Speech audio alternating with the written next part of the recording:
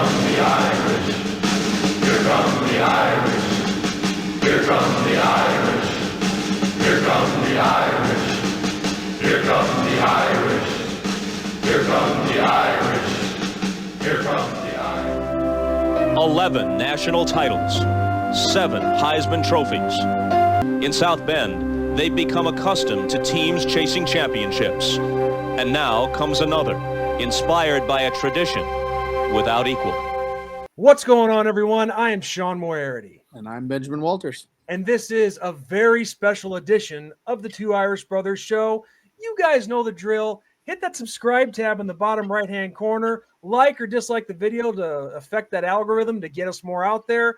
And make sure you hit the bell icon so you always are notified when cool things like this happen that you're seeing here right now. So, for starters, with a very special game like the National Championship coming up on Monday, we have a lot of folks joining us. So, we'll give everyone their just due. First off, we have joining us our very good friend who's been with us a long time. And as a matter of fact, everybody here has been involved with us for quite a duration of the time we've been doing the show. First off, we got George Bashura of Shakedown the Thunder Sports joining us. George, thanks for being here. Guys, thanks for having me. It's great to be here. And then we have a very special friend of ours who's pretty much been with us from the start, our good friend, Notre Dame grad and author, Lisa Kelly. Thank you for having me. And then another good friend of ours who does some writing for the Irish Tribune and is the founder of Week Zero Productions, Ryan Fravel. Appreciate you guys having me on. And last, and certainly not least, someone who's become a real good friend of ours and the former player who's been on the most times on our show, the one and only former Notre Dame wide receiver, Matt Turbo Shelton. How you doing, Matt? Doing great, guys. I mean, how can you not be doing great? National championship. Yeah. I just want to say, first off, guys, we are witnessing something very special here. So, just pure magic. Something that myself personally, I have not seen since Lou Holtz was the head coach. And, you know, Matt, we'll start with you because, you know, you played for this program. This is these guys are your fellow brethren that you're seeing on the field. What's your take on this, and how awesome is it for you as a former player to see this going down? You know, it is a ton of fun to watch. I've watched a lot of Notre Dame football over the years, and I've seen a lot of coaches come through since I played there. When I had 5 head coaches in 5 years, technically. So to see a coach come into the University of Notre Dame, change the morale, change the culture, and just really reshape the team in his image. And then the university witnessed that, recognize it, and lock him in at such a young age. Well, he's 38 years old. He's going to be locked in for another 5 years or something. Like, I think that's a phenomenal job on the university to recognize that talent. And you see it on the sidelines. I mean, his players play for him. They will go to battle for him. They will fight for him. They'll take a bullet for him. I mean, they will do anything asked of them because that's their guy. And you can just see it. And he's surrounded himself with great coaches that get the messaging and that are on brand at all times. And it is, as a former player, something I wish I had the consistency of a group like this, coaches they have, and Marcus Freeman, who's going to be at the helm for quite a while at the university. I'm a little jealous, honestly. So one question I guess I should have started before we got any kind of game discussion going on. Ben, have you gotten all the pulp out of your beard? Dude, I'm still finding little flecks here and there. Like, it's crazy. But all right, I got to show it right now. This is not the full video. This is only a 9-second clip, but this is what I'm talking about because anyone who watches us, you know what I'm talking about already. But Ben told everybody that if we won the Orange Bowl, he was going to do this, and he did indeed. Let's go, Irish! Beat Ohio State. We're Orange Bowl champions. Let's keep it going. In his best Hulk Hogan voice. I was also trying to be a little quiet because right above my head is our daughter sleeping. So I was like, if I wake her up, I'm dead. Like, I'm absolutely dead. Like, I'm sleeping on the couch tonight if I wake her up. So, yeah. Well, I got to tell you, Ben, that it was Matt's idea to make sure that you got the pulp, the pulp edition. Yeah, so the pulp was definitely for Matt. Yes. And so I guess you could say that Ben went a little pulp fiction. Yeah. But See, I just turned 39 myself, so I'm starting with the dad jokes too. We just went. You can never start with dad jokes too early. You're Hey, fine. as a younger Notre Dame fan, Sean, we call that ung status. But I mean, All right. Well, getting back on track with things here with the game itself. So George, let's hear your thoughts on a few things. What all have you written anything about it lately? And I know you said you've been on some other shows talking about some things. Let's hear your thoughts. Well, unfortunately, I have not gotten back into the writing like I wanted to. I thought with my daughter being off to college, I'd have more time, but nope, that didn't happen. I ended up spending Saturdays down at the Paw. But, I had been asked a couple questions along the way, and I think it was back to week 2 about after, what happened with NIU and the loss. Asked the question, do you think Notre Dame's going to make the college football playoff? And I was using the lens that was always the lens in place by the college football playoff committee, right? It's a bad loss, and they typically held that against you.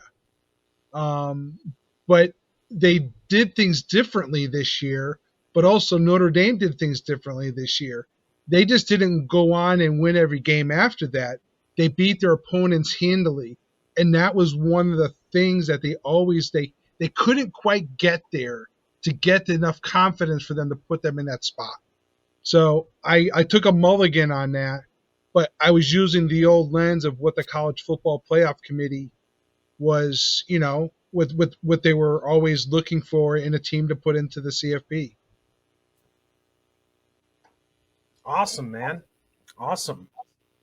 So now, Lisa, you're Atlanta bound tomorrow. I gotta ask you first, how excited are you to be there in person for this? Well, you and Matt are both going, but Ryan's going too, isn't he? Yeah, that's right. Ryan, you are going also, aren't you? Yep, flying out Sunday. I just want to say I envy all three of you. it's been crazy. I went to 3 home games. I went to the game in New York. Then I was at the Indiana playoff game. Then I was in New Orleans. I mean, the amount of football I've watched this year has been incredible. And I have all these crazy little superstitions now. I'm like, I gotta pack the gold shoes, and it's like, okay, what have we done all year that I have to keep doing? Yep. But I just feel like this team has something that I haven't seen in a long time. I mean, there's not only a brotherhood that I see that's really emerged, but the leadership that has emerged in this team, not just from the coaches, but from the players as well. And they're holding each other accountable. And the amount of injuries that we've had and the next man in to just step up, it's incredible. I mean, if you look at the offensive line, I mean, it has been decimated this season, but it hasn't seemed to matter, that they're playing for each other. They're learning on the fly, and they've been incredibly agile. It's interesting you bring up the offensive line because what's really great to see is Charles Jagasaw finally getting some action. And he's coming back at the right time, I think, especially with who was it? Was it Knapp that just went down? Knapp went down, yeah. And let me tell you something about Jagasaw. That kid, in my opinion, he's definitely going to be an All-American. He was a 5-star for a reason. Yeah. And he's a local product here out of the Quad Cities. Yeah, one of the best wrestlers in Illinois State history, too.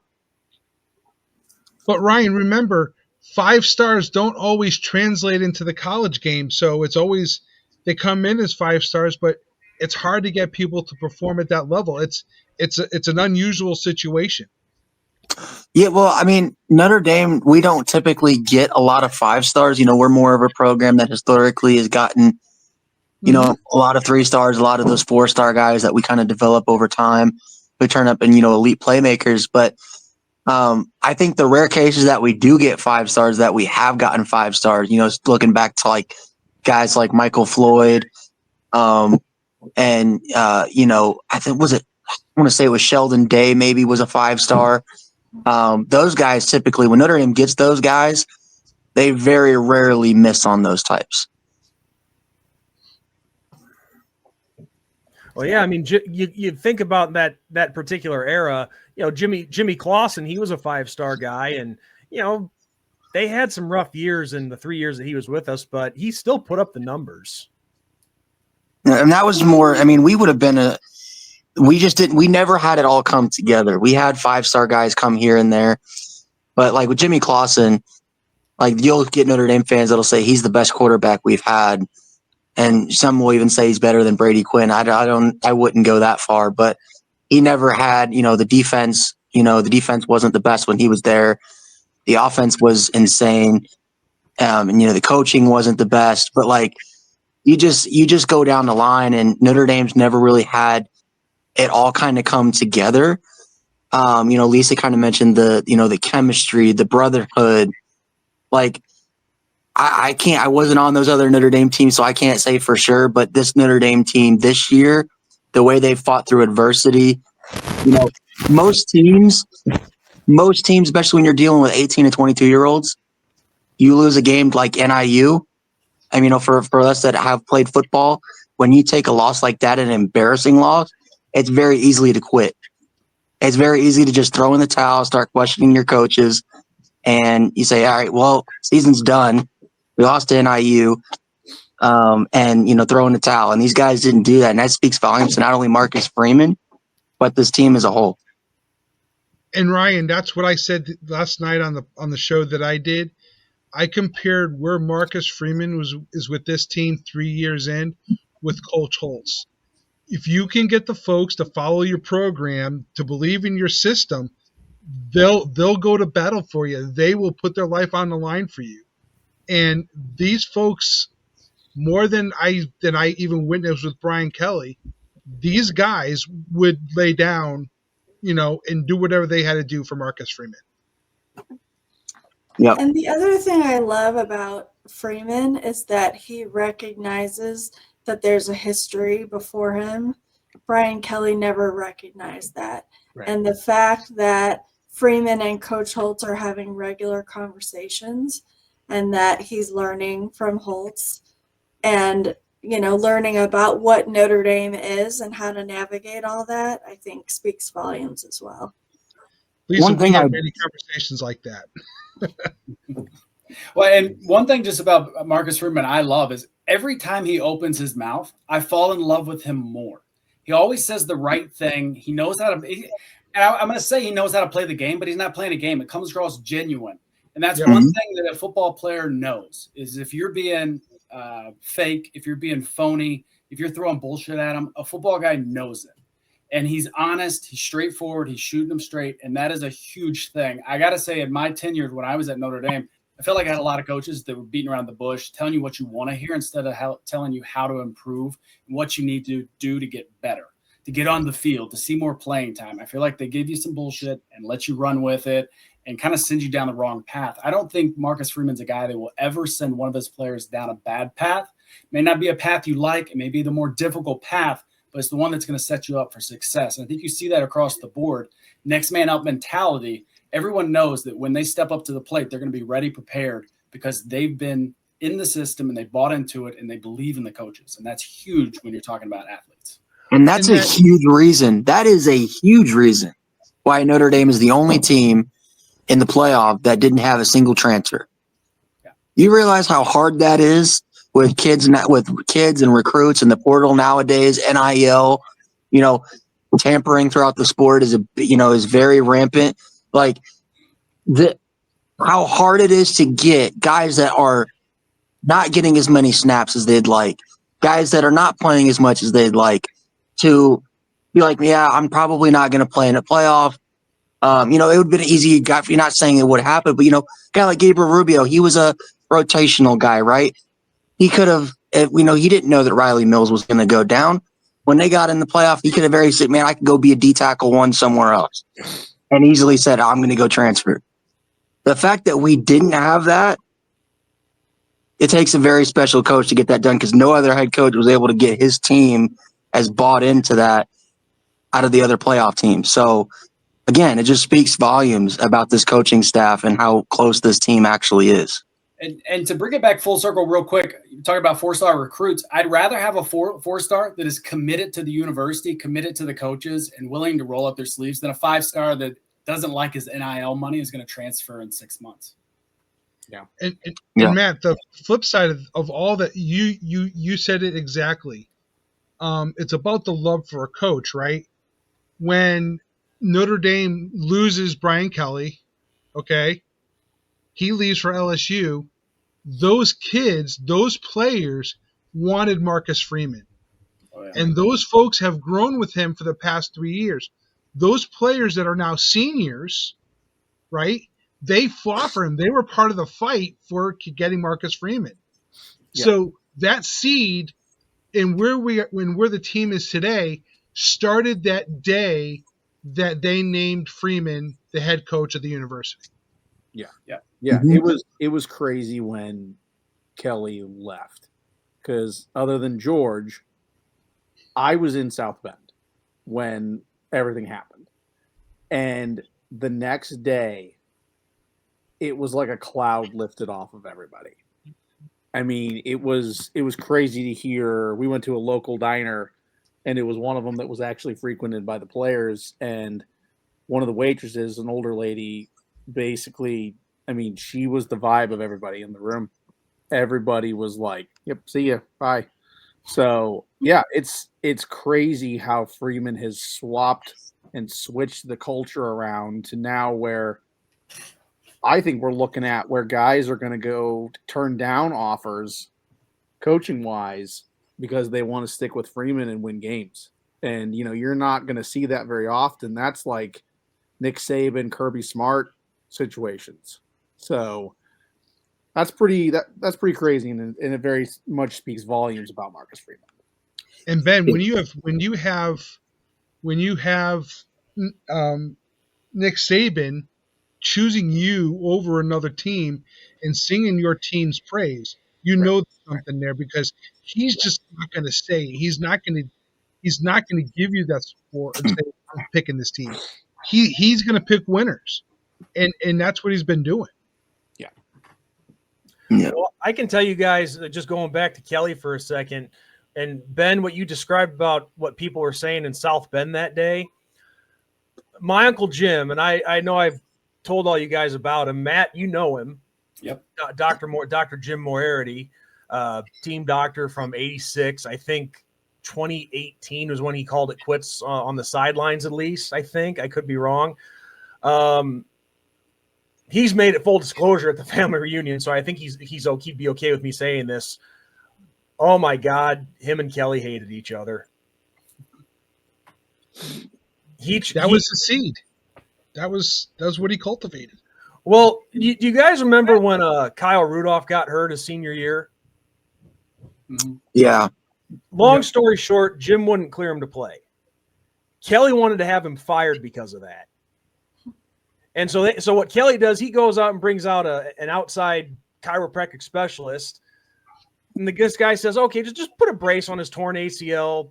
He can play. He can sacrifice it for the Sun Bowl. And so he clears him, but Jim wouldn't. So Kelly goes to have the board fire him. And Jim has to go before the administration and explain, hey, this is why I'm not clearing Kyle Rudolph to play. He's got an NFL future. And listen, I know these kids love the postseason, but I'm not going to have him sacrifice his professional future for the Sun Bowl, which was the right call. Thankfully, and look at the career he had. Yeah, absolutely. Yeah. What do he play, like 12 years? Something like Yeah, that. and it sucks his career was riddled with injuries because I think he could have been one of the best tight ends we've ever seen. If him and Eifert both struggled with injuries, and it sucks. But yeah, It's a violent sport. Yeah. yeah. The average I'm not NFL trying- career is 3.5 years, so I mean that speaks volumes. Yeah. Well, shoot, my whole football career is as a backup, and you get your butt kicked. But that's the thing. It's not trying to be insensitive, but all of us here who played the game, we knew going in that it's a violent sport. We knew what we're getting ourselves into, and that injury is very real. Matt, you wrote about it in your book.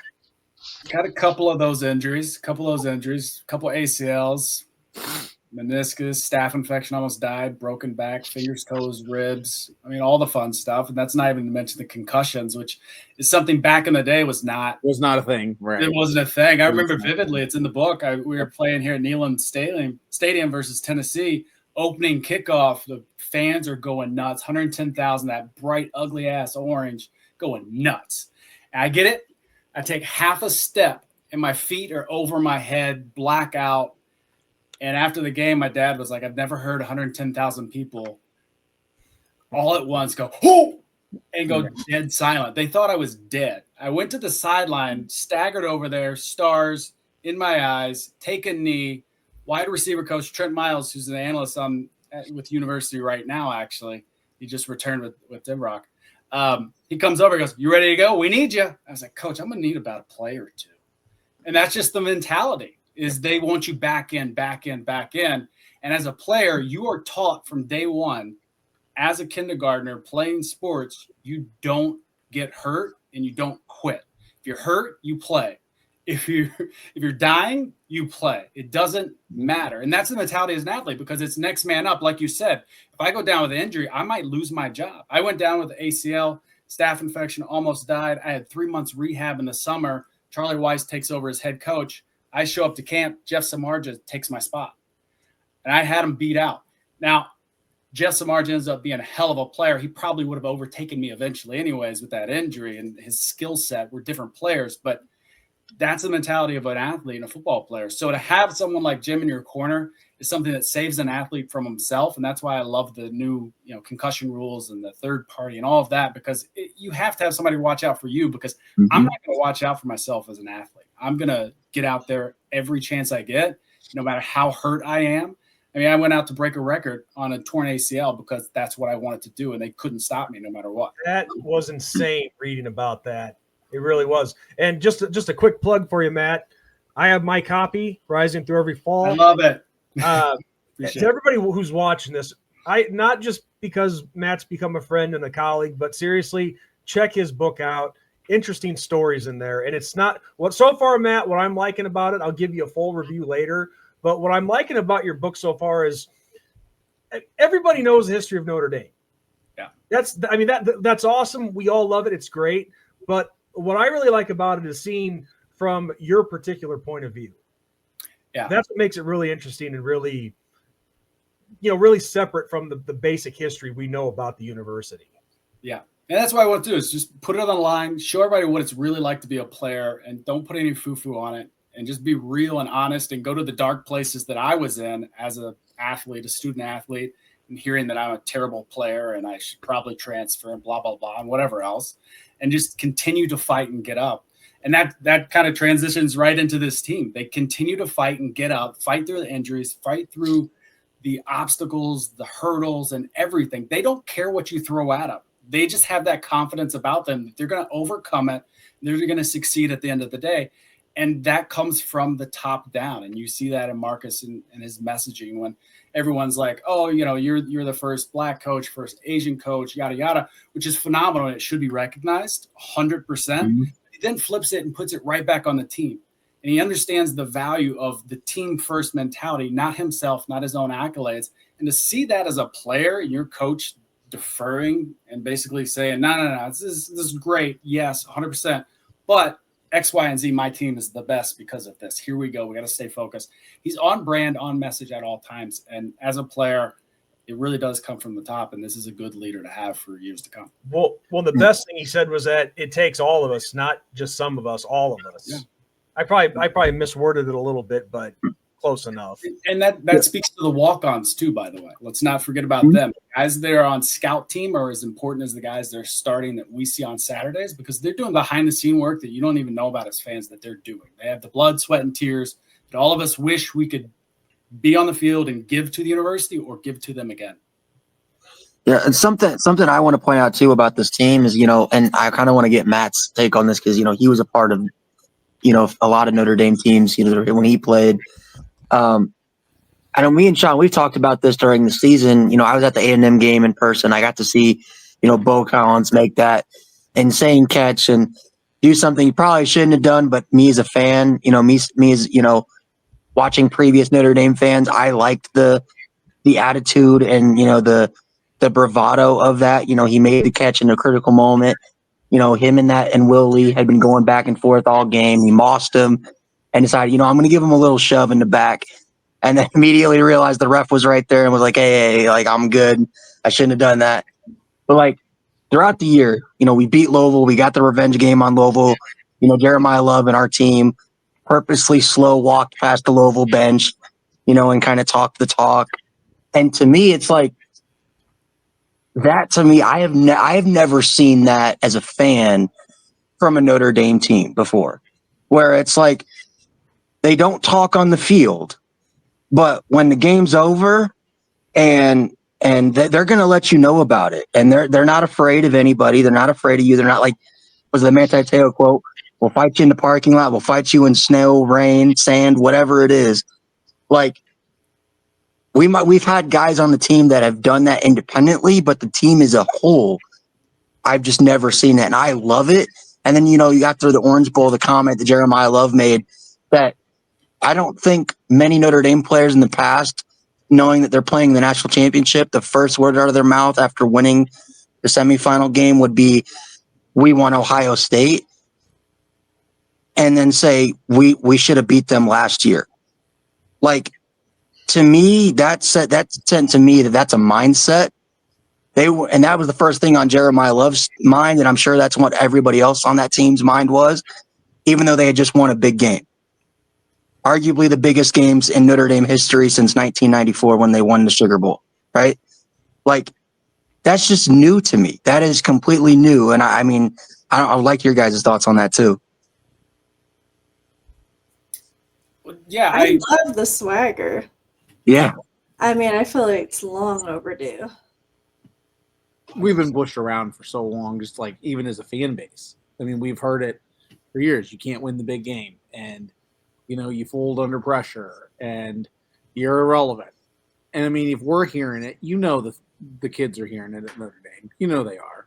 So yeah, it's nice to have that swagger, that bravado that goes, we can hang with anybody. And it kind of goes back to the national title against Alabama when Te'o was talking about it and saying, yeah, we were pretty intimidated by Alabama. And they came in and we were nervous, and Notre Dame's not nervous in these games anymore. No. I've been thinking about this all week. This exact comment of the chip on the shoulder, right? I'll go back to I'll give you a pro analogy. The Patriots beat the Giants in the regular season, and the Patriot Dolphins go off and say we got a perfect season. And I'm telling everybody, no, they don't. They're not going to have a perfect season because they're going to lose. I didn't know at the time they were going to play the Giants.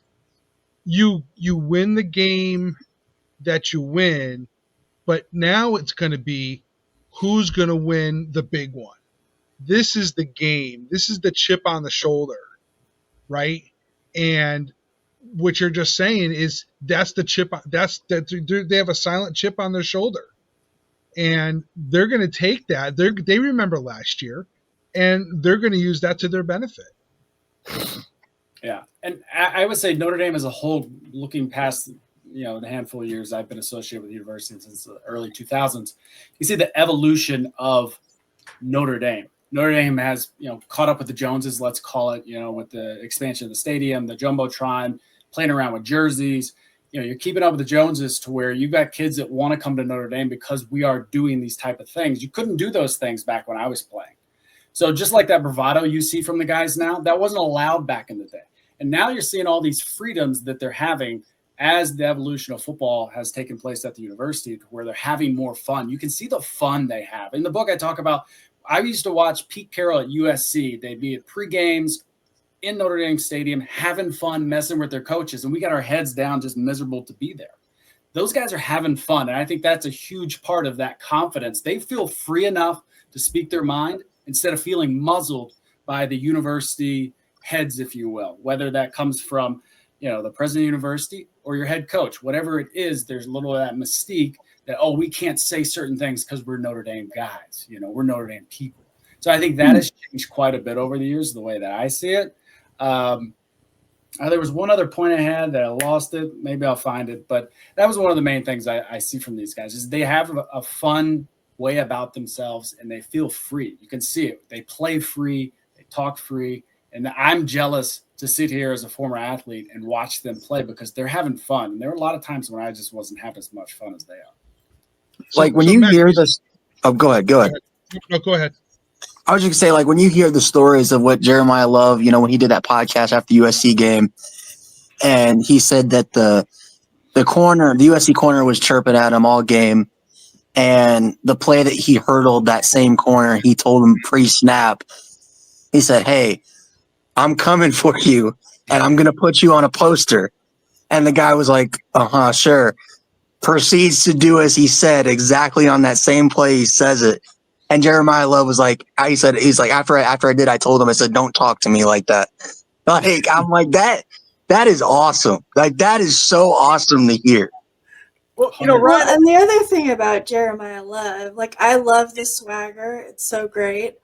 But I got to meet him the week between the Miami of Ohio game and Louisville, and he's just super humble, down to earth, grateful to be there. And I love how before every game, he finds his dad in the stands. He goes up, dad grabs his face, they have a little talk. Like, I just feel like having that, showing that respect. And I mean, he knows where he's from, right? Yep. And I love that. And as a St. Louis girl, I love to see my St. Louis kids doing so well. Like, it was great. Like, just watching him this season has been two Mizzou State people in the house tonight. I remember the thought that escaped me a second ago. So you spoke about how the confidence and the bravado of Notre Dame has changed over the years and how this team exudes that. So think about over the years, when's the last time you've had a Notre Dame team that recognizes the situation they're in and what they need to do to show up to get to the playoffs or, BCS championship back in the day, is you have to put your foot on the other team's quote unquote throat and stomp. And they have done it. They have a killer mentality. Every time you watch them play, they're not happy with a touchdown. They're not happy with 2 touchdowns. They want to be up 4 or 5 touchdowns. And you have not seen that in Notre Dame football, in my opinion, since probably 90s. Yeah, it's been a while. Yeah, that went back to my point as to why they made it into the playoffs. Yeah, is if they didn't keep their foot on the throttle in those games and keep scoring those points, I don't think they keep getting those, the look in making the spot that they got. If they were just winning by a touchdown or a field goal, I don't think they're in. But like you said, like I was saying before, they kept it going. They kept scoring points. Enough was not enough. Yeah. And you know what? That's the thing I noticed with Brian Kelly for years is when especially, I was at the 2020 Rose Bowl game against Alabama in the playoff. And, just getting the sense around the fan base, we were cautiously optimistic. But like when I watched both teams come out of the tunnel, I sat close enough to where I could kind of see, the body language and how each team was acting. Notre Dame lost that game the minute they saw Alabama run out of the tunnel. Kind of the same thing as the BCS National Championship game, which to me, when you have guys like Kyron Williams, I think Kyron Williams and, Ian Book and some of those guys were the only guys that weren't scared. Everyone else seemed like you might as well pack it in. It's against Alabama. We have no shot. And I think that was a lot of the BK mentality. And a lot of those games, when we did have big leads against teams, Brian Kelly kind of called plays to not lose games instead of to finish. Yep. There was a lot of some Notre Dame fans, that were complaining about what we did to Florida State this year, what we did to Army and Navy, and considered it running up the score. That was a bad look. And I'm like, no, You finish the game, you play 60 minutes, and it's the other team's job to stop you from scoring. But I like it because you're putting, like you said, Matt, you put your foot on their throat and you stomp and you just end it. That's it. You keep going. And look, when I played, I always felt like we kept the games close for TV ratings. That's honestly what it felt like. Like if we keep it close, we're gonna get the ratings. We're gonna keep that NBC contract. And it just is to say that I think we let up off the gas. Like we stopped hitting the throttle and we decided to play conservative, a bend but don't break mentality across the board, offense and defense. And there's nothing wrong with that mentality, but you got to wake up at some point and you got to blow teams out to prove and show that you deserve to be there. And we've proven all year that we deserve to be there. They can chirp about NIU all they want. It's a classic trap game. Get over it. We're looking at Purdue that's 1-0, and no one knew that Purdue was going to be terrible this year. It's a big name, though, right? So we're just after the high of a night game, Kyle Field. It's NIU. What do you want from us? Okay, we screwed up. We got pushed around. We weren't awake. Got it. Get over it. We've proven that we deserve to be here. So they can chirp all they want. At the end of the day, we're there. Others aren't. Deal with it. Yep. Howard Cross's post game after that game said it all. Yes. Yeah. He's like, "What? Oh, we're 1-1. Yeah. We got to be on the field in 7 days. So are we going to call it quits after the second game? Exactly. No, we should use this." But that goes back. It's not like they were 1-10. Yeah, exactly.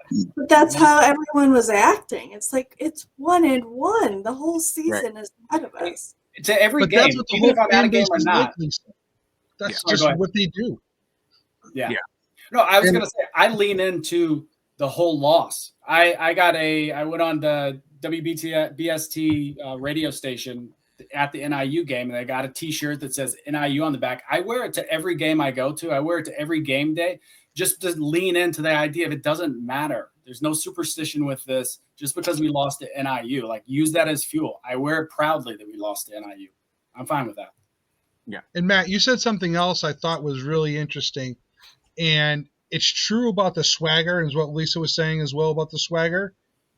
Being a press guy and having sat in press conferences with a coach and the players, for a player to interrupt the coach and say the guy's being way too humble on himself, smiling and being happy about it, and saying that this guy's not taking the credit that he deserves for himself, that I never saw that in any of the press conferences that I did. Yeah. I don't know if you guys saw. I don't know if you guys saw. Like Riley did an interview, I think it was yesterday, on the Rich Eisen show, and he asked him about it, that moment that he had, and he asked him what was the exchange with Freeman after that, and he said Freeman kind of not smacked him, but tapped him on the back of the head, said, "Why'd you do that, man? Why are you doing that? This is team glory, man. Don't give me any credit for anything. This is about you, your team, and all of us together." And he's like, "All right, coach, I won't do that again, but I just wanted to let them know you're being too humble, man. You don't take any credit for what you do." You see, that's what I like about Coach Freeman is he has that balance that a coach needs to have, because you can't just have strictly a disciplinarian and impersonal person like Kelly was, and you can't have full players coach. You have to have a balance of both players coach and disciplinarian. You can't be the player's best friend. You have to be able to lay down the law when you need it to, but you can be the dad or the support that they need on the other part of it. Yes, you can still have fun. You can still, have good relationships. But yes, there needs to be a level of firmness, because when kids are, growing up, and I mean, people forget these guys are still kids. Like they're big kids, they're really strong kids, but they're still, kids. They need that coach that's like, whoa, man, like you need to pull it back a little bit, and we need to get back to work, where you've seen with other teams where it's just a free-for-all. And that's why there are certain teams that are very, very successful and certain teams that aren't. And there's no props. There's no props, Ben. All these other teams have this props for the defense or props for the offense. Right. There is none of that. It's a team. It's a team thing. There's no I in this. Right. Yeah, and I think Freeman is what he has that Brian Kelly never had was he's so good at knowing which individual kid needs what kind of coaching.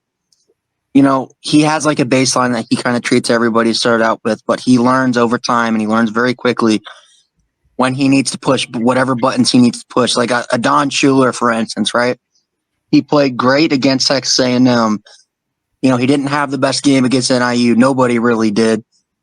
He kind of, he played decent against, Purdue, and then he had, a really bad game against Miami, Ohio, and he had a really bad penalty where he kind of, got a little too cocky and arrogant, and he threw the ball at the ref after making a hit, and Freeman absolutely, he lit into him, and then, Don talked after the game, and he's like, about that interaction, he's like, I needed that. There was no bad blood between me and coach. He said, I needed that. At that moment, I was in my head. I hadn't been playing the best. I needed him to rip into me, That it was different with Brian Kelly because he ripped into everybody, whether you were the punter or you were the walk on. He ripped into everybody, and not a lot of guys, respected that. Not a lot of guys needed that. So it's just different. I think the moment of Brian Kelly that stuck with me was TJ Jones ran a route reverse. Like he was supposed to go left, he went right instead. He still caught the pass. He still scored the touchdown. But after the series, Kelly ripped him and continued to rip him. He's not coaching the game. The game is falling apart. He's still yelling at TJ Jones. It's like, okay, yell at your player, but do it, move on, get back to coaching the game. He just would lose all control on the sideline, and not like the game is falling apart and he's still hung up on some play that, yeah, he ran the wrong play, but he scored the touchdown. Like, it just wasn't necessary how he. So basically, there was nothing constructive out of it. No. Well, and that's what you're seeing continue today down at LSU. Okay, he doesn't own it. He'll throw a player under the bus. He'll throw a coach under the bus. He'll throw a press person under the bus if he has the opportunity. Right. Okay, but Freeman is the total opposite. He owned the NIU loss. You could see it in that press conference after that game. He owned it. He goes, I didn't. It was me. It's not the players. He took on that pressure that was going to be thrown onto the team. But Brian Kelly, he didn't care because it was about Brian Kelly. Right. It wasn't about the team. It was about him. It was all about him being the big figurehead, where Marcus Freeman, it's about the team. If you want to talk about night and day comparison, that's it in a nutshell. And it's not that I don't want a coach to discipline a player. Of course you do, but there's a balance, And Lisa, speaking of that, I had a number of candid conversations with Darius Walker when Coach Freeman got hired, and we watched the sideline and watched him interact. We were concerned, if I'm being honest, about Marcus Freeman being too nice of a coach, because you as a player, you need someone to grab your face mask, spit in your face, and yell at you. You have to have that. That's your motivation to an extent. But there is a balance. Like you said, you need that nice person because you can't be afraid of your head coach, I don't think. You need to see them not as a friend. There's got to be that happy medium. And I think Marcus has stepped into that happy medium just seamlessly. Yeah. Day one. Freeman did that in the promo. He did that when they spoofed The Hangover. Yeah. With was that was Michael Mayer. Michael Mayer, and he's like, I am not your friend, I am your coach. Like, yes. And I mean, yeah, he's poking fun at it a little bit, but he's right. There's a little bit of truth behind it. Right. So it was good. And it was nice to see his fans, because you're like, all right, cool. Like, and the spoof was perfect too. But yeah, it was awesome. Exactly. Well, it's something I was going to say too about all right, Matt, I suffered what you did. I lost my train of thought. I'll lead in there. I hate it. What is your vibe coming into this game? Like, so the reason I ask is, so I met this guy a few weeks ago at the gym, and like he popped up wearing Notre Dame stuff, and like where I'm at in Illinois, it's not. It's U of I country. It's Fighting Illini. There's very few Notre Dame. There's a few here and there, but not. There's not a lot of Notre Dame fans. So like when we see each other, conversations start up. So now like we've chatted every time we see each other now. We chat about the game, and like I feel like on my end, it's like a nervous excitement as opposed to a nervous like, oh man, we're gonna screw this up. I don't know how you guys feel, but that's where I'm at. Well, I I'm feel cautiously optimistic. Yeah, I've been that way the entire playoff run. I mean, every game, like the Indiana game, I was confident. Georgia game, I thought, as a Notre Dame fan, I'm like, we're going to win. But as like an analyst, I was more like, it's a 50-50 game. Georgia's still Georgia. They've been the cream of the crop of college football the last 4 to 5 years. The Penn State game, I was a little bit more confident. Penn State showed me some things that I didn't really know that they were. I knew they were a good team, but I didn't know they were that good because, the narrative around Penn State was they couldn't win the big game. They didn't perform in the big game. Now it's kind of the same way, but every single one of those games, like the day before, a couple days before, it's like get my anxiety, but it's not like you said, Ben. It's not like it used to be before. It was like anxious, but like, man, I'm worried we're probably going to lose this game, but it's like more like anxious because I know we can win. Right. And I just want the game to be here. Well, a couple things, but I wanted to backtrack for just a quick second because I got my train of thought back. Going back to like the type of coach Marcus Freeman is, since you brought up the Georgia Bulldogs, Ryan, that's what sparked it. That's one thing that I love about Kirby Smart, and I respect him for. He goes for that killer instinct like you should do in a game. Because remember when the audio got leaked of him in the national championship game against TCU, halftime, they're already up by 35 or 42, something like that. Yeah, he's telling his team, let's go hunting.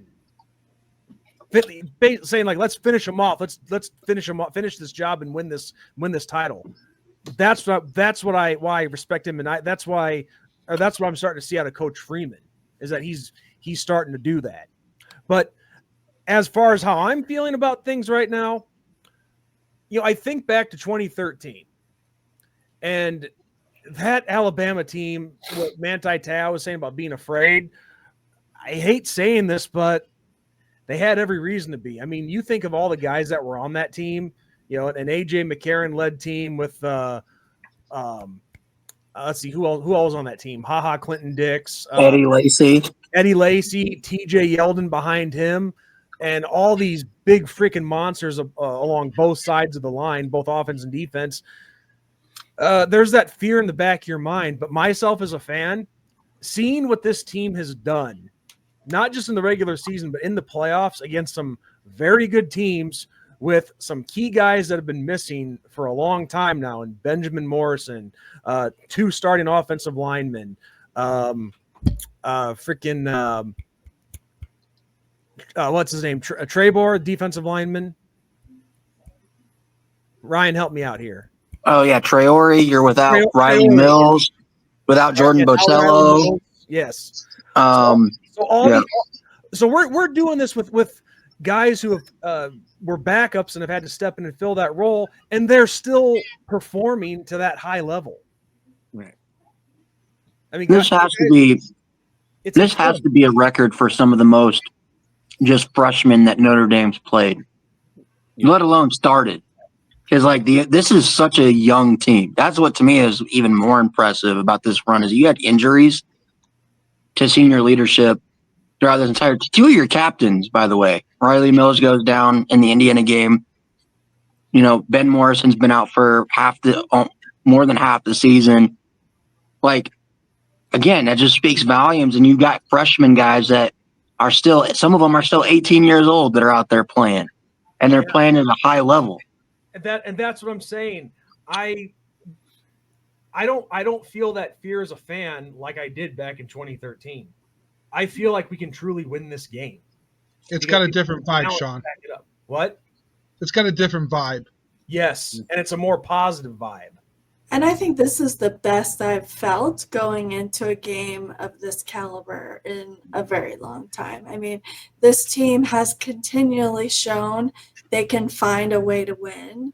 They don't give up. They keep playing. They play a solid 60 minutes. I mean, between always being able to find a way to win and then winning with major points, I feel very confident that they can do this, I'm so ready to be at game time.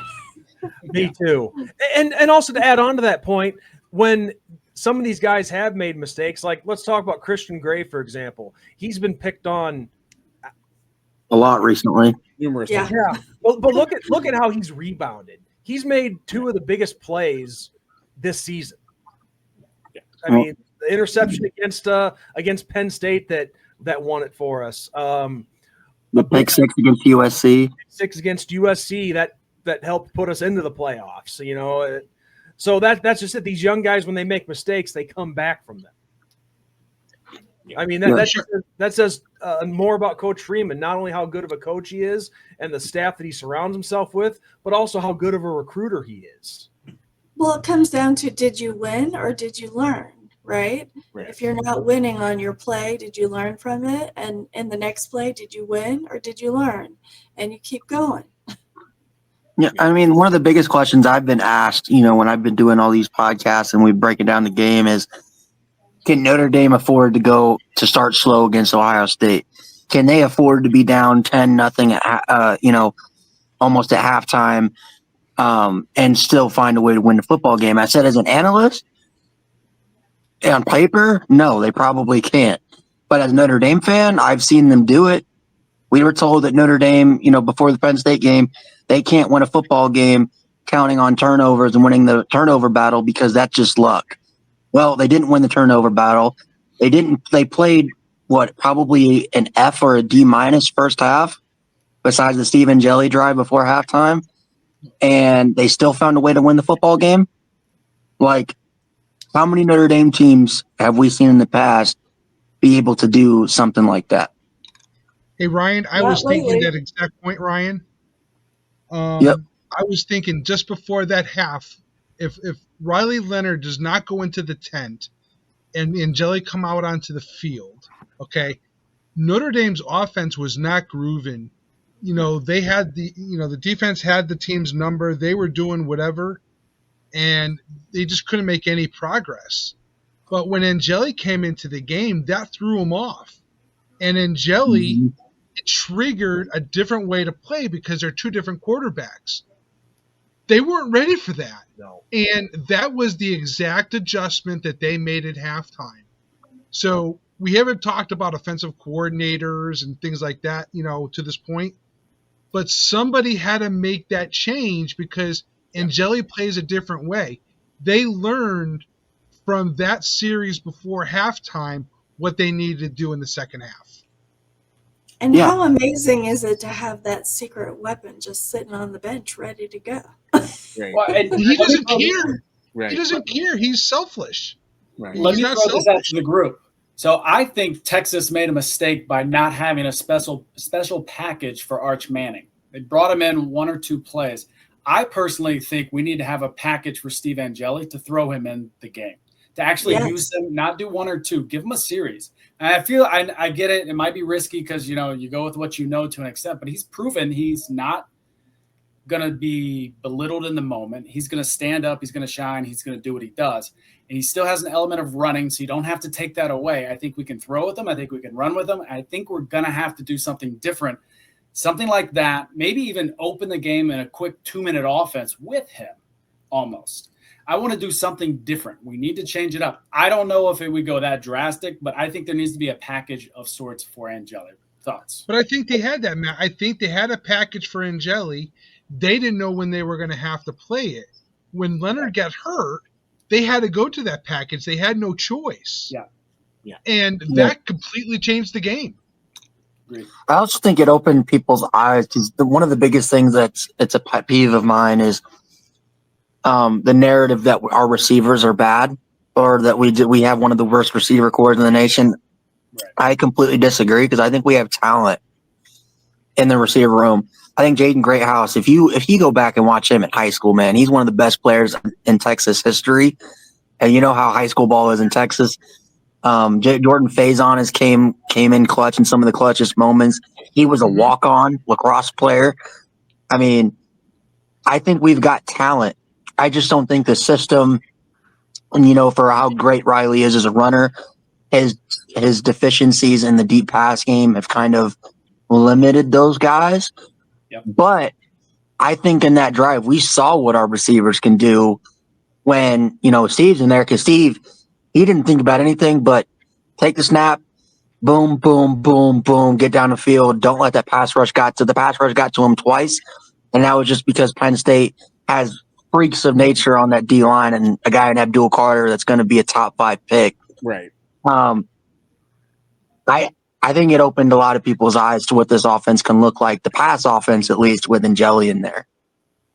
Yeah, exactly. You nailed it. You nailed it, Ryan, because just Riley, you're right. Riley is a good quarterback, but he's not a Dan Marino. He's not, a Jim Kelly or a Joe Montana. It's just he plays a different style of quarterback. He's got that question. He's got the questionable. Can he throw the long ball? Where Angeli, he has that in him. Right. Yeah. You know what Angeli kind of reminds me of? He kind of reminds me of a less mobile Ian Book. That's what he kind of reminds me of. Yeah. Yeah, no, I agree. What this shows to me is not only like the maturation of Marcus Freeman himself, but the fact that Freeman has evolved in a way with his coaching staff, and instead of getting his ego stepped on and his feelings hurt, he has let things happen, and now we see more exotic things happening on the offense that we've not seen in a very long time, where it was very bland and monotonous, and now you see, I won't say a trick play, but borderline a trick play. And not only does it work, but it blows the game wide open. And it's like he picks that perfect time with his coaching staff to do it. And that's the tipping point that gets everything going in the right direction again. Oh, he panted Kirby Smart in that play. He pulled his pants down right in front of everybody. Yep. Oh, but it was wonderful. It was awesome. Kirby was so mad when he wanted a penalty there. Mad isn't even the word for that, because he was mad after the game and saying that it needed to be investigated. So yeah, no, he was salty. Yeah, well, I mean, and the thing I love about Freeman is he comes up with all these, like, I think it was Marty Biaggi said they had like over 100 different fake punts, fake field goal type, formations and plays they could run. So that tells you they still have a lot left in the bag that they have not ran. But like the Freeman was on the fake punt against Virginia, and that was a BS illegal formation call that they called back. Yeah. He asked the refs before that game, "Hey, is this legal? Can I do this?" And they said, "Yeah." The same thing they did against Kirby. He asked the officials before that, and he's like, "As long as I think it was coming out of a timeout, you can do that." That's the only time in a game that you can do that, where you can run your offense out after your punt team's already touched the ball. That to me is just like he's playing chess while Georgia was playing checkers. Yep. That's a great way to put it, Ryan. That was brilliant. But it just goes to show you how small Brian Kelly's playbook really was. Right. He always said it was about his players. It was about I can only have a limited playbook. Lisa, how many times did we hear that? Right? So many times. It was frustrating. And when you play a team like Clemson, you play teams like Alabama, they're giving you plays to put into your repertoire. Maybe that's part of the offensive coordinator's part, but the coach is ultimately responsible for that, right? Yep. So in the end, he's a student of the game. He sees what's going on. He knows what he can do, and he gets what he needs out of the players. And he says, if you guys want to win, you got to execute these plays. Right. Icing on the cake. Maybe Kelly was doing a little too much of a Ty Willingham, Matt, as you and Goolsby both know, hitting golf balls into nets. That's it. Just hanging out, being a figurehead, not actually doing the work, rolling up the sleeves. And look, as a player, you see the signs. You know if a coach is putting in the work, if a coach actually wants you to be there. Willingham was always like, wait till we get our guys in. You could see it. He said it. I've had coaches say that to me, to my face, say, wait till we get our players in. Wait a minute. You don't want me because you didn't recruit me?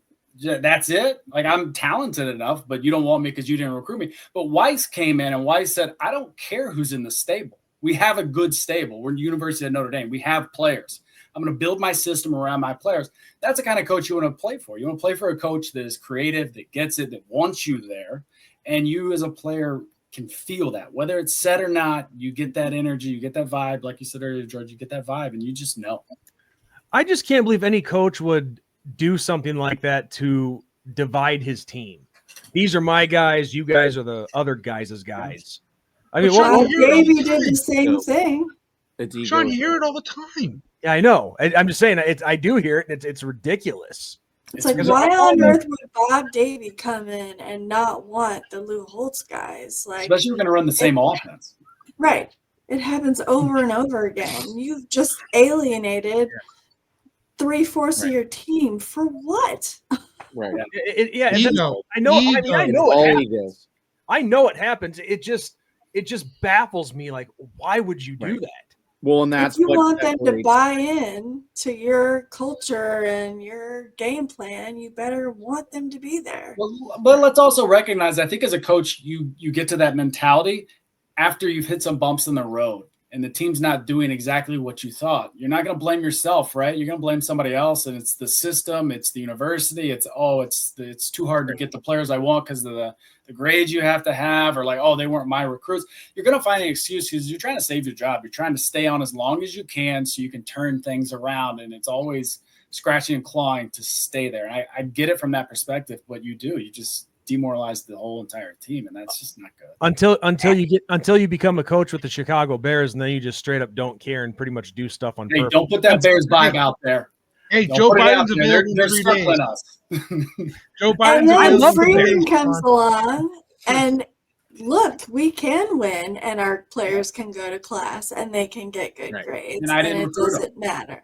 Yeah, right. And Freeman didn't come in and say that. He didn't say, "Wait till I get my guys in." He was part of the recruiting of the players that were in the locker room. Right. You know, he worked with what he had. Yeah. It's not that I need to get everyone maturing. Matt, you said this earlier. You work with the different player. You have to work with each player and work with their strengths. Because if you could do that with all your players, you have something. You're using everyone's strengths, and you can't lose in that aspect. Yeah. Yep. Set them up for success. I agree. As much as I hate them, the Patriots, when they were on their dynasty, were really good about that. I mean, it did not matter who they had. I mean, they at one point they were a bunch of nobodies. I mean, there was not really, other than Gronk and Brady, there was nobody really on that offense that was a legit superstar.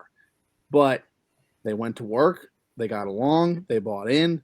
They helped each other's strengths and weaknesses, and they won championships. And like that's what Freeman and his staff is bringing to this university and showing that, like George was saying, you know, you work with these guys and their individual strengths and weaknesses and utilize them in certain ways, you can be successful.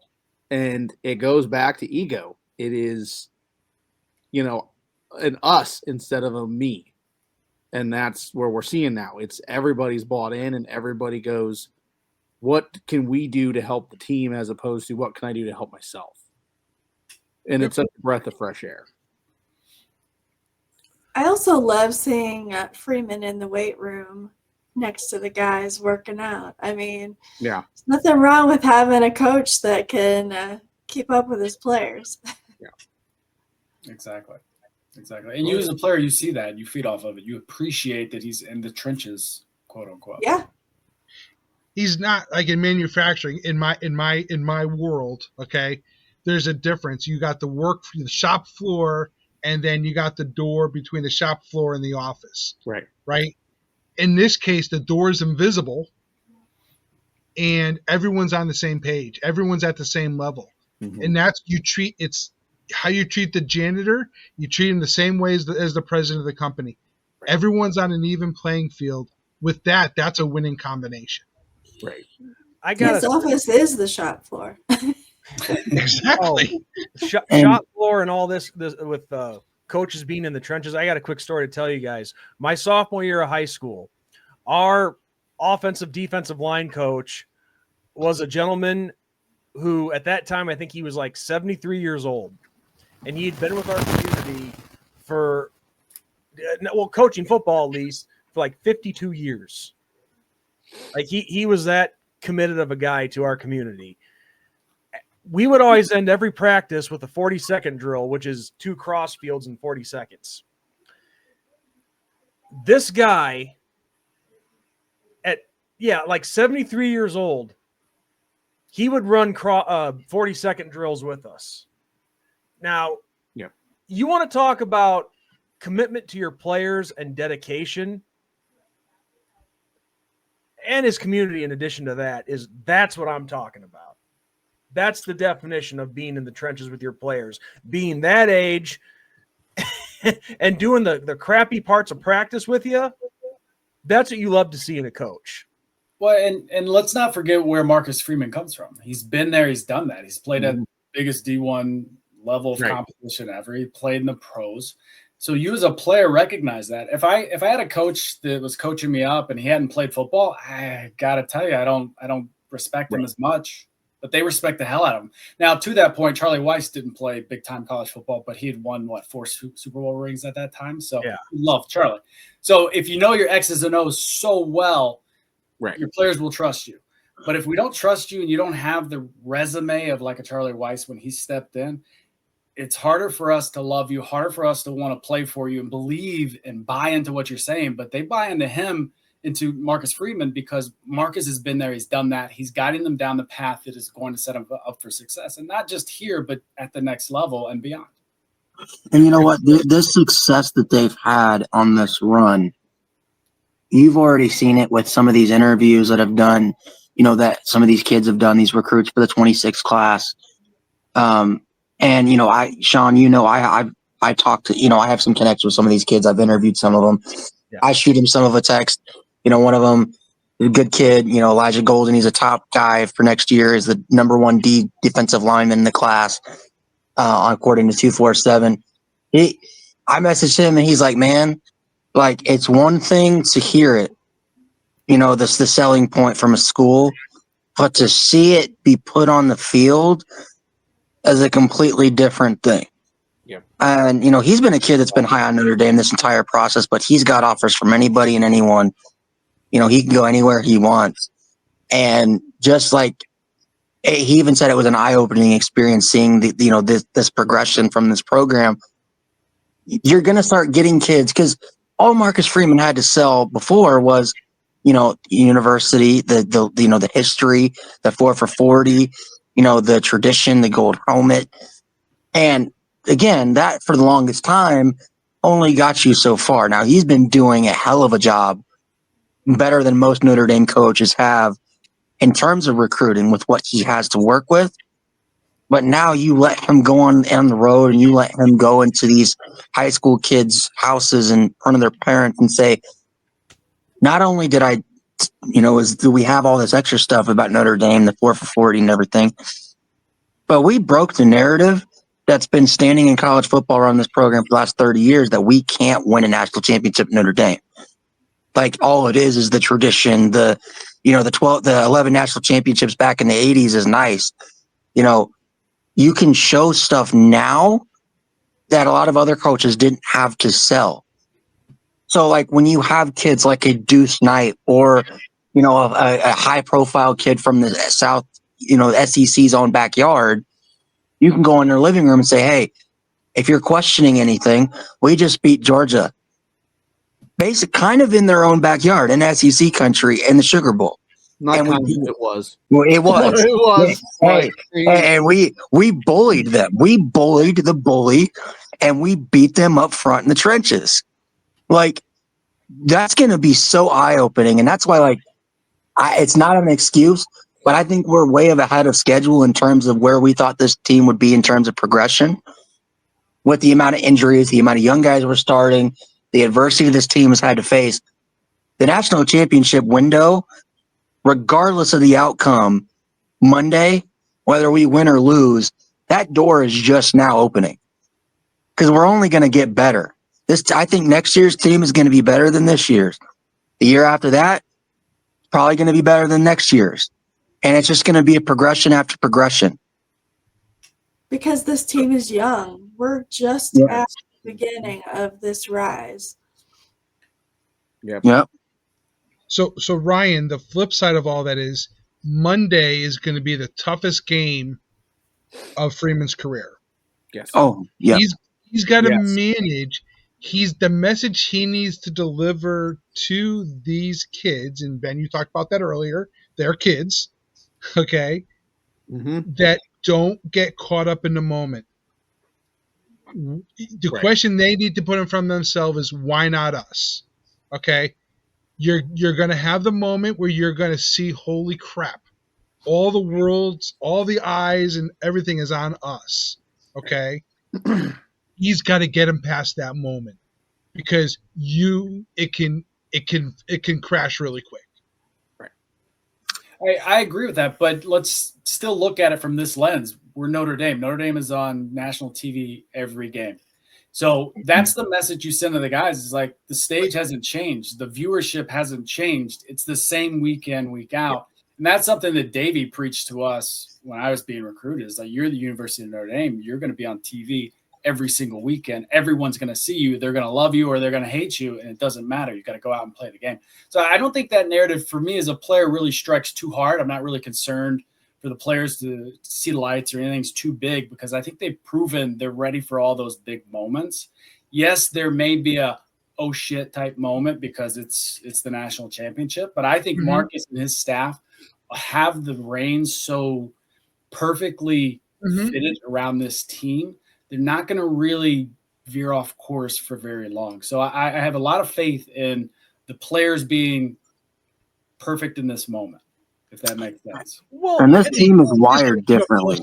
You just got to make sure that he doesn't lose that with them. I guess that's the point I was trying to make. Sure. Is you just got to make sure that they're going to go in the right direction, and you just got to be able to steer them just at the right time. Yeah. For Freeman, the storyline is crazy. Like this national championship storyline, and I know that he's a guy that's not about him.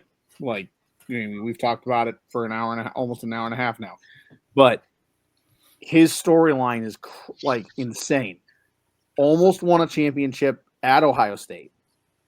Okay, now he comes full circle, and he's this close to winning a championship at Notre Dame. And who does he have to beat to win that championship but Ohio State, his alma mater?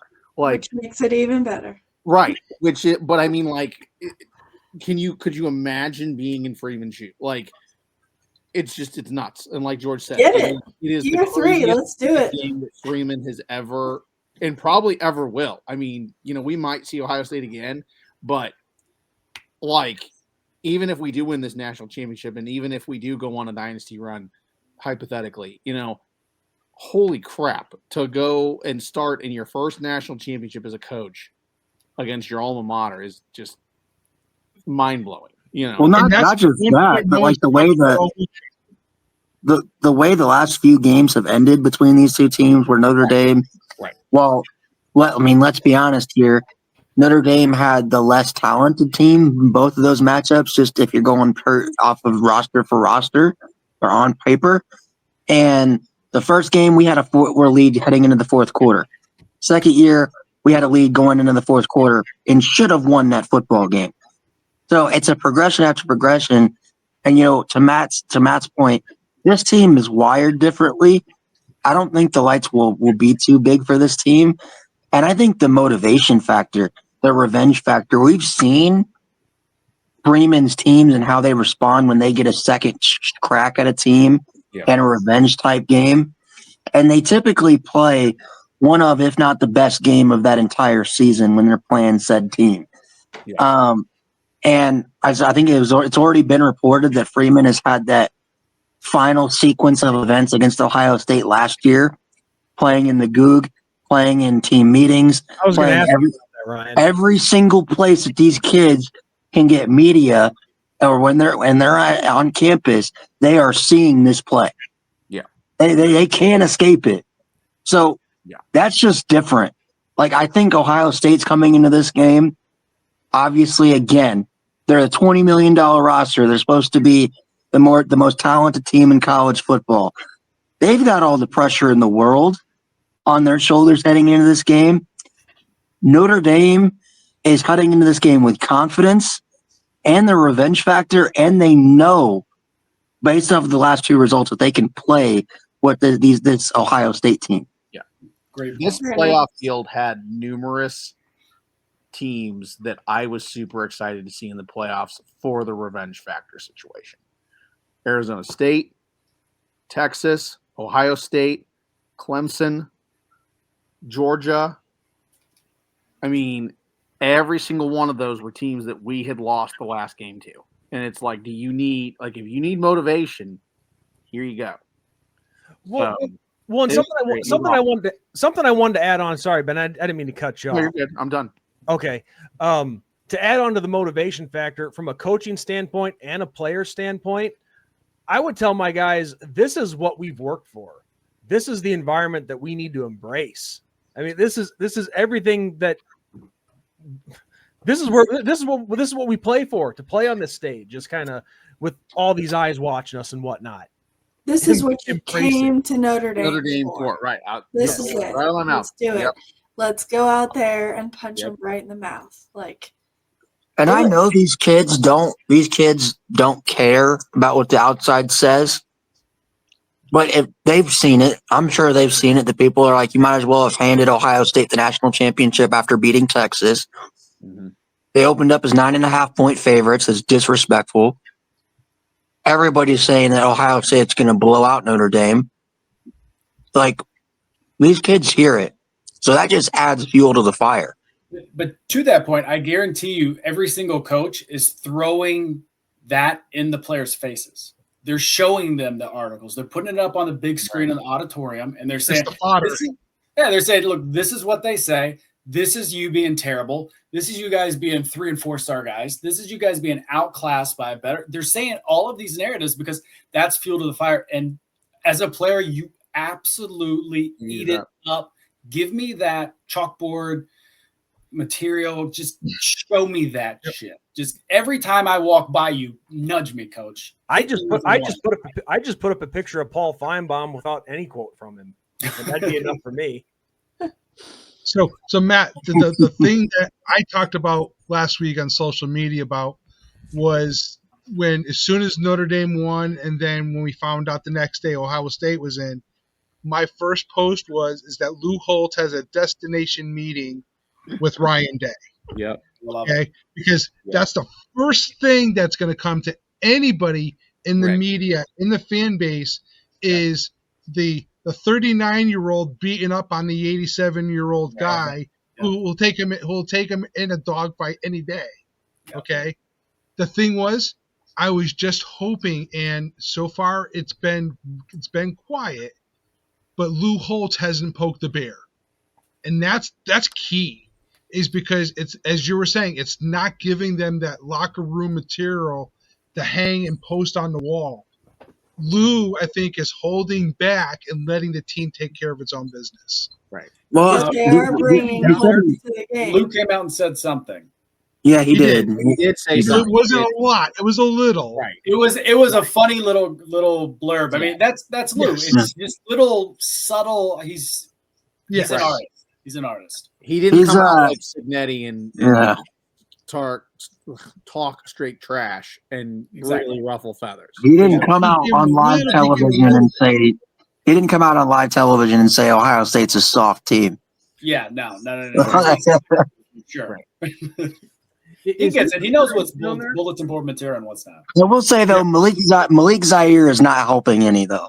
Like, I love Malik, Like, No, he's I not. love that 2015 team, man. I love the confidence, but like, dude, at some point, like, I get it, and some of it I think he's trolling Ohio State fans, but like, dude, come on, please. Well, he's an Ohio kid, so probably can't help himself. Yeah, it hits a Ben, little closer. Ben, you lived near Columbus for a little while For growing a up. long, You know what it's not for a like. little, for a long while, almost 17 years. So yeah. So you know what it's like. But I'm just curious: is Lou going to be down in Atlanta? He is. I heard Yeah, he is. we're bringing They're him. flying him in. He said he was dragging his him and his bad leg to Atlanta for the Natty. So I was going to be there in He's gonna be spirit. there in Now I'm bringing spirit. my body. He's going to be there in spirit, but I'm Little bringing my jab, yep. body. Well, all I Yeah, know they is, just had a big birthday party for him. So bad leg or not, Ryan Day better be scared. dude, somebody in the comments on that tweet said, "All we need from you, Lou, is to give Ohio State a pregame speech before the game and make sure you can shake hands with Ryan Day." And I was like, "That's great. That's great." And speaking of pregame, we need Pat McAfee to not pick us. That'd be great. That's Yes. that would be awesome. Yeah. Yes. We don't need want him Sean on our side. McDonough. Sean McDonough's got to call the game. Oh, Yep. I'm just glad we're not getting those two again. We need what is it? What's the sideline reporter's name? I always forget. Oh, Molly McGrath. Yeah, we need her to be the sideline reporter. She is. She's on our side. Yeah. They got Holly. We got Molly, and then we got Reese and Kirk up top. I think. Yay. All right, what's your predictions? Oh, Yeah. The fun part of every Yeah. video that we do. pregame that we do. You know what, Lisa? We have a ladies' first policy here, so Ooh. We do. it's the gentleman thing to do. I Yep. think the rest of you guys would agree with me. You take the honors. 35-17 Notre Dame. Ooh. I love it. I love it. Punch it. Oh. Punch it right in the middle. God. Oh I man. love it.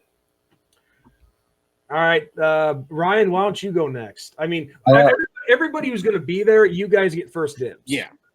All right, so I'm hoping, regardless of the result, I know this is probably not going to be because of the heart attacks that'll ensue. I'm hoping for an all-time classic. I think that's what we get. I think it comes down to another late game Mitch Jeter field goal to give Notre Dame the national championship, and I think Jeter hits it right through the uprights. So 24-21 Notre Dame for me. Okay. I already wrote it down. Same exact. Yeah. Oh, nice. Get it. So, well done, Ryan. I think you're good. You're pretty good at this. Yeah. All right, George. I was really close last week. When I did the other podcast, I had said 31-28 for the Penn State game. I'm looking at this game and I'm saying the exact same score. I'm going 31-28. I like it. Right. All right, Ben. I think did I have the honors between the two of us, or was it you? I'm trying to remember. Yeah, I'll just go. So I think it's Thank you for asking me. I'm kidding. Go ahead. I think screw with it's them all the time, close, guys. but I think Notre Dame does pull away, and I'm in kind of George's ballpark. I say 31-21 Notre Dame. All right. I'm loving these two-score games by you and Lisa. I really am. You don't like the Mitch Jeter coming down to a Mitch Jeter 40-yard field goal to win that. I want to at least make it 40. Okay. Okay. So Yeah. here's the thing, Ryan. This time around, I probably do not mind it, only because we're probably not going to have school on Tuesday where I'm at because of how cold it's going to be. But that Orange Bowl killed me because I had been called earlier that day that I had to do snow removal the next morning, and that entails me getting up at 3 a.m. So I was like, please don't go to overtime. And it looked like we were going to go to overtime, and I'm just like, no, you guys are killing me. I'm not going to be able to function tomorrow. So then they get me the field goal. Well, the worst part about it was the kick was like it was fading right, and then Yes, the heart attack. like that was the Yes. that was Grandma Moriarty from up in heaven, just pushing it back to the left a little bit. Yep. All right, Sean, All right, bring us home. something, Ben, that I've noticed. You and I talked about this off camera a couple times. Have you guys noticed that we've been consistently scoring 27 points in all the playoff games up to this point? Yep, with the exception of the Georgia game. Yeah. I thought that was 20. 23 for Georgia. Okay, never mind. I was thinking that was a 27 score. 23-13. But I want to see a 2-score game, but it's just you can't underestimate Ohio State. I mean, they've had some really good performances in these playoffs to this point. Really took care of business against Oregon, which scares me, but that could be very debated that Oregon is a little bit overrated, as we've discussed before. But Texas showed that these guys can be slowed down. Their offense can be stopped. So based on that, I'm going to say Notre Dame 31, Ohio State 24. Ooh. The man. I like the Ohio State 24 score, but I think we could do a little bit better on our end for points. Now, okay, would you prefer the Mitch Jeter ending, or would you rather beat Ohio State the same way they beat us last year with 1 second to go, rushing touchdown? That's not fair. No. No. Of course, I'm gonna. What I would prefer is to beat them by 2 scores. And Yes. I would prefer that. I would prefer the reason why I the took narrative 31. while winning the national championship. That's what I would prefer. I went 31-28 because Georgia scores last, and they want to try to keep the game to catch, try and do onside kick or something. But that's Hey, why man, I I'm picked just thinking. 28. I think Irish are going to have the lead at the end. I'm thinking of the Ohio State fans and to keep their butts in the seats for the longest possible, so that they can see what we went through last year. Because you got to, Sean. Remember, I was at that Ohio State game. Yeah. When that happened. I was it with Ben. too. Oh, that was the most. Stunned. That was the most miserable I've ever been at a Notre Dame football game. And I was at the Notre Dame Syracuse game in 2007. That didn't come anywhere close. You want to talk about miserable? I was watching that game at Ben's house downstate, and we score that go-ahead touchdown. He hugs me so hard, tackles me to the ground. We're celebrating and cheering, and then that all goes down, and I'm like, you tackled me for nothing, dude. Dude, it was worse. So, I was sitting 5 rows from the field on, the 25-yard line on the end zone side that they scored. Everyone in my section, when we got the 4th and goal stop with, a little bit over 4 minutes left, everybody in my section thought the game was over. So, we're, slowly moving toward the ushers are getting ready for people to storm the field. And you got the 2 straight Estime 10-yard runs, and Estime's hyped up, and he's doing the keep feeding me. And then that 3-play sequence where we had the tip screen, the sack, and, was it a 3-yard run and the punt? Everybody was still just mid-standing. And then we had the 3rd and 17. Everybody was again getting ready to go storm.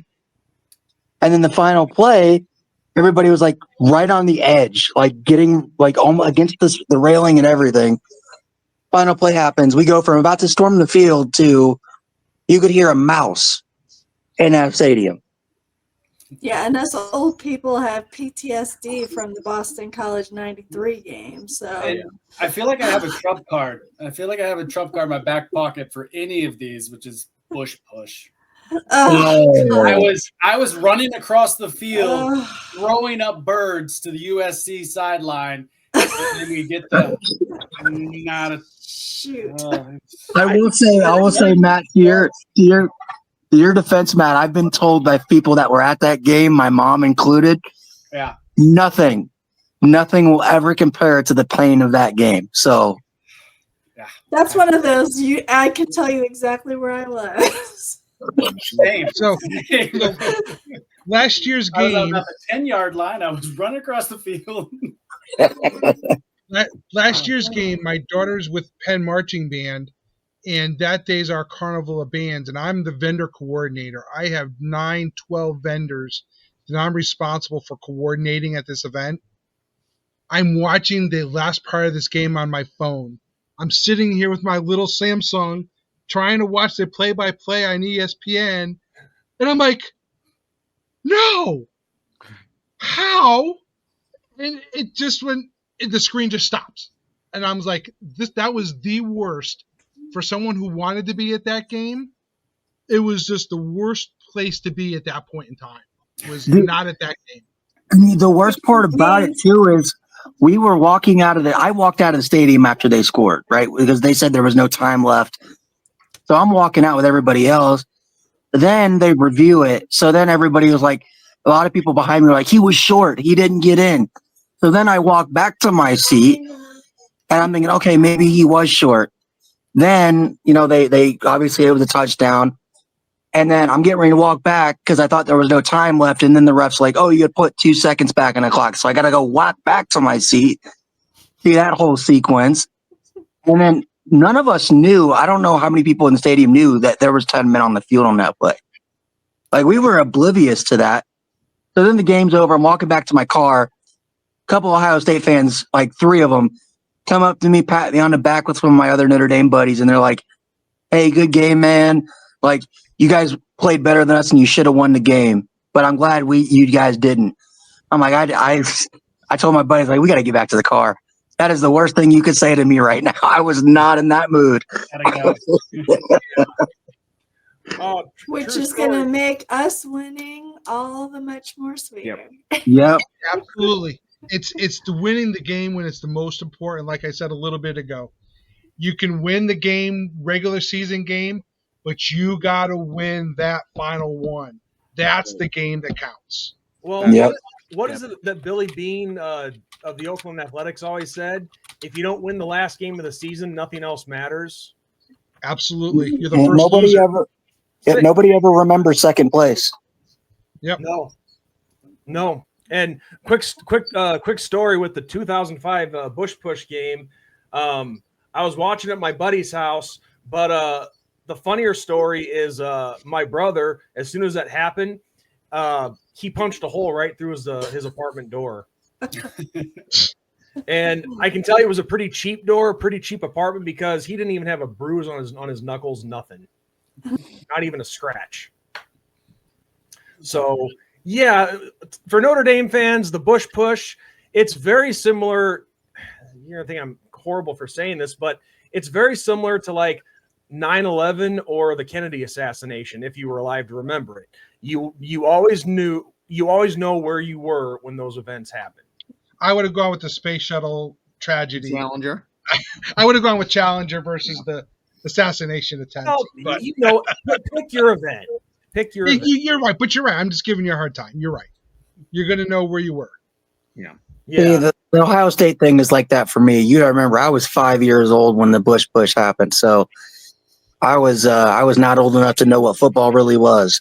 So good for you. You don't want to know that. It still hurts. I mean, I think you can feel it. Yeah. Oh yeah, I've watched the tape, and every time I'm in a space with some of my USC buddies, I always tell them, like, you guys still cheated, by the way. Oh yeah. They did.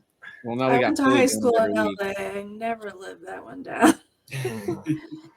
Yeah, that so many hurtful moments that just suck. But I just hope come Monday we're on to bigger and better things, because when you look at the season, guys, really this playoffs, this has been drought-ending central. Mm-hmm. We win our first major postseason game since the '94 Cotton Bowl. We end our drought to the Georgia Bulldogs. We took revenge on Penn State, and we win not one but 2 major bowls in the same year. And now, one more? Let's do it. And that's 2-1 because we end the national championship drought, and we haven't beaten Ohio State since the 30s. Granted, we haven't played a ton in our history, but we have not. It's still and now Brian Kelly's saying he can't compete with Notre Dame. I don't. I'm very confused. Got to keep it. I'm very confused. You know, I'm glad the guy helped bring us back and get us back to relevancy and all that. But at this point in time, it's just like, Brian, just, you know, stick with your fake Southern accent. Forget you're actually from Massachusetts, and it just, yeah. You realize how many LSU fans, like when they first hired him, they were talking a lot of crap about Notre Dame and everything. We told them from day one. We told them, we tried warning them, and now like I've gotten so many apologies from LSU fans that I know that like remember those conversations. Oh, by the way, I want to bet because I made a bet back in when that happened that Marcus Freeman would take Notre Dame to a natty before Brian Kelly had LSU to a natty. So I won me some, $500. So that was great. I forgot about it. He messaged me about it. So that was great. Respect to him. But it is so nice, man. I just wish Brian Kelly would stop talking about Notre Dame because it is what it is. He moved on to quote unquote greener pastures and it's not worked out. So, I mean, just lay in your bed, man. You made it. That narrative will fade more and more after this year. I mean, this year it's hard not to bring it back up because of the situation he unfortunately finds himself in, which is on the outside looking in. Yeah. No. And I'm not trying to continue to harp on this or anything, but just when I think back to when he first went to LSU and that whole stint with trying to fake a Southern accent and whatnot, I don't care if you're a player, coach, or even a regular person. The moment you forget I'm not saying that he necessarily forgot who he was, but when you try to imitate something else and just not be yourself, that's when you lose all authenticity. Yeah. Like myself, recipe for disaster. I'm from the Midwest. I'm from Illinois, and that's who I am. I'm not going to pretend to be something I'm not.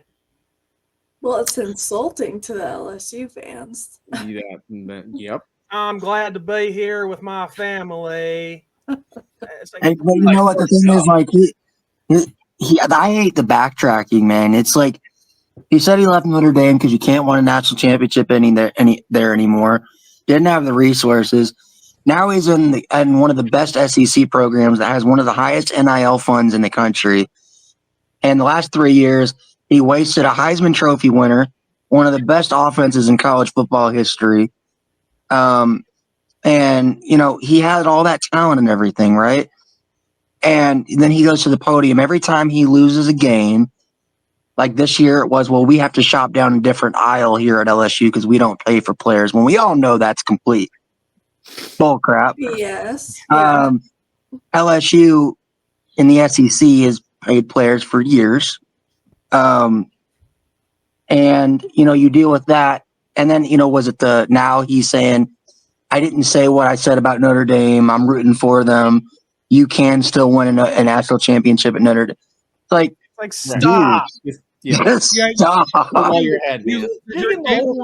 You're day one in their locker room saying, you guys are my best players. That's a slap in the and this is why I don't talk. This is the most I've talked about Brian Kelly, and I would say 4 years. And Sean and Ben, you guys know this. Yep. I don't, but the gloves are off because it's a new day. Right. No pun intended. But he slapped every single one of his former players in the face when he walked into that room and said, you guys are better than the team I left. Mm-hmm. That was it. Which is great for us as players because that's bulletin board material. That's going to make me work harder. And I think you've seen that. There's a chip on their shoulder. Maybe some of that still resonates. Sure. Well, and the thing about it, like, the comments were bad enough, but he left kind of like in the middle of the night when these guys didn't know if they were going to be playing in the playoff or not. That still was uncertain. In the middle of the night. That is so disrespectful. And that, to me, you already knew what he was doing probably wasn't the right way to go about it the way he left. But it's, to me, I also caught on to his comments when he kind of made the comment, like, I'm rooting for him. The key words to that paragraph was, I recruited a lot of those guys on the defense and offensive side of the book. Like, he's trying to somehow take credit. It's no, Xavier Watts, you recruited, right? Guess what position you had Xavier Watts playing? Receiver. Really? You really knew what you were doing? You switched him to linebacker. Really? You knew what you were doing. That's a great coaching job right there, BK. Gotta love it. Like, what was Jack Kaiser doing? Did he play much when Brian Kelly was here? He was I'd say Marcus Freeman. He was on the practice team, wasn't he? Yeah, I think he was a practice squad guy. Marcus Freeman and those guys developed him. Yep. Like, it's so frustrating to that guy because he has to take credit for everything that goes right. Well, Ryan, but he doesn't take credit for anything when it goes wrong. You know how the old saying goes, right? With BK, have it your way. As long I hate as that commercial. I hate that commercial. Because I think of Brian Kelly every single time I hear it. And it puts it back in my head. This is going to be a short, George. It's sad because BK's actually delicious to eat. It's good. I love BK. Burger King, not that BK. Come on. I'm so glad he's gone because I no longer have to say no relation to that coach guy. Hey, what was it? Brian Kelly? Because I'm not a big Burger King guy, so I always say Brian Kelly is just as mid as the other BK. So it is what it is. Well, I'm a Wendy's guy anyway, so fighting words, man. I will say one good thing about Kelly leaving, and this is just me being shameless for our channel, but I did about a 10-minute rant how pissed off I was that he left the way that he did. And that video, probably because I was angry, got us like 4,000 views in like 12 hours. One of our most I remember that video. That Stanford video, the Stanford and Marshall videos, and that video, that was just peak. That was what they would call, the kids nowadays would call peak Sean Morarity. Well, John from Always Irish told me that I work my best when I'm angry. But the thing is, I can't fake being angry. It has to be real for it to work. Yeah, genuine. I thought you were going to break the camera or whatever you were filming on that day. Like, too expensive to break it. It's probably as angry as I was when the Rams left St. Louis. Yeah. Yeah. Sean, remember, Ben and I had to give you lots of therapy for that stuff.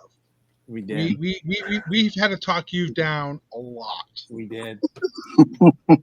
Yeah, they both gave me hugs when I met them in person, and and then the one-on-one sessions. Yep. We had to talk you down. Those bills are still needing to be paid, by the way. By the way, I'm surprised we never got an NIU video. Like, we never did get one, did we? We made a post game. No, I meant just like a short snippet of you, like right after the game. I think you had taken some time to calm down before you did the video that time. I was sick, dude. Not mentally, but physically. He was. I didn't need your guys' help from that one. I needed help from Pepto. Bro, the worst part is I was with my buddies because I do my podcast with some of my buddies of mine, and we take a group trip. We're all different. We're fans of different teams. My buddy's a big Oregon fan, so we flew out to Eugene because I'm of the mindset, oh, we're playing NIU this week, right? Like, it's not a big game, Like, so we went to Eugene. I went to Good Experience Autzen. We're at a bar watching the Notre Dame NIU game on the TV. I'm surrounded by Oregon and Boise State fans, mind you. We're on Oregon's campus. When the field goal block gets kicked, they all knew what happened because they were watching it on the other TVs. I got like probably 50 people at that bar came up to me because I'm wearing my Notre Dame jersey. And they're like, hey, man, so what happened in the game? Like, I don't want to talk about it. Like, I said, I hope you guys lose. I was at Oklahoma State for the Arkansas game that weekend because, again, it's NIU, right? Yeah. And we're in double overtime with Arkansas, and then my phone is blowing up. Like, girl, you need to turn Notre Dame on. I'm like, why? Right. I made the same mistake of the Marshall game, too. I told you that story, Sean. I decided I wanted to go see a football game. I don't live that far from Champaign.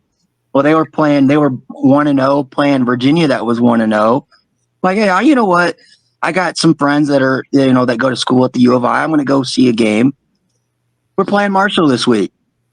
I'm at the Illinois game. I got Illinois fans, my Illinois fans, the nerve, right? Chirping at me because I'm wearing my Notre Dame stuff. They're like, yeah, go Irish. And they're cackling and stuff. And I'm like, what's going on? I hadn't been on my phone. Check my phone. I have like 40 missed messages from a bunch of my Notre Dame group chat, some Notre Dame friends, family. And I'm like, they're like, bro, check the score. I'm like, there's no way we're losing to Marshall. As I open the game on my phone, as I'm opening it, it was like the play right before the pick six that Tyler threw. Yeah. Oh, I left immediately. I was sick. Yeah, I was at my dad's watching that, and I think I broke a board in the fence outside. And I know I'm kind of all over the place here, but Ryan, you're talking about going to different games with your friends and whatnot. Yeah. We got to talk about this with everybody here on the panel. But you were talking to Ben and I, and this might have been after Ben's computer crash, and we were talking off camera. But let's talk about what your buddy said about you guys planning to rush the field if we win on Monday. And pretty much what your friend said that I felt was kind of disturbing and weird.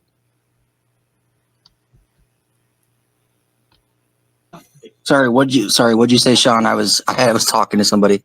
Oh, okay. I thought you just were muted. But anyway, No. You got to tell everybody here on the panel what you, me, and Ben were talking about the idea if we win on Monday night, what your friend said about rushing the field.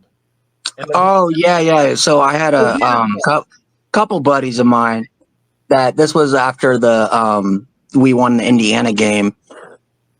Somebody posed the question, if we beat Georgia, like, are you guys willing to storm the field? Because a lot of my buddies went to the Sugar Bowl.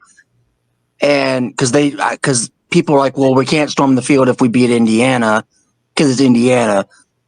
And so I'm like, I posed the question. I'm like, are you guys willing to go to jail? Well, hey. And they're like, well, okay, well, not for Georgia, but if we win the Natty, we're all in agreement that we're willing to storm the field and spend the night in a jail cell, right? Because it's Notre Dame. And I said, sure, but you guys are running out there first. Because I got to see what happens because I'm not getting tackled. No, but it was something that your buddy said. I'm not that part. Okay, I get it, but your friend. Oh, yeah. He's like, one of the dudes was like, are we streaking or are we just running on the field? And I was like, and everyone else like, what do you mean, dude? What are you talking about? Whoa, Like, Streaking, you are going to jail. No, but but it's like, why get naked? Why okay, he's like, he's wanting to run naked towards a bunch of other dudes. How did you go from rushing the field to streaking? What is that? He was the only dude that brought it up too. He was the only one that brought it up. That's why we were like, dude, are you serious? That's one friend. That's fine. What's he There's thinking always about? one. Right? This is why we can't have nice things. Exactly.